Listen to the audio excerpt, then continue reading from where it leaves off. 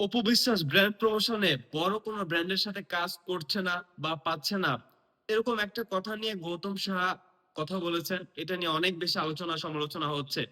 আসলে তিনি আদৌ কি ভুল কিছু বলেছেন, আপনি নিজে বিচার বিবেচনা করতে পারেন। আরেকটা কথা বলি, ব্র্যান্ডদের সাথে ছোট বড় প্রত্যেকটি ব্র্যান্ডের সাথে গৌতম সাহার অনেক ভালো একটি সম্পর্ক, আন্ডারস্ট্যান্ডিং, বন্ডিং, যা কিছু বলেন সবকিছুই আছে।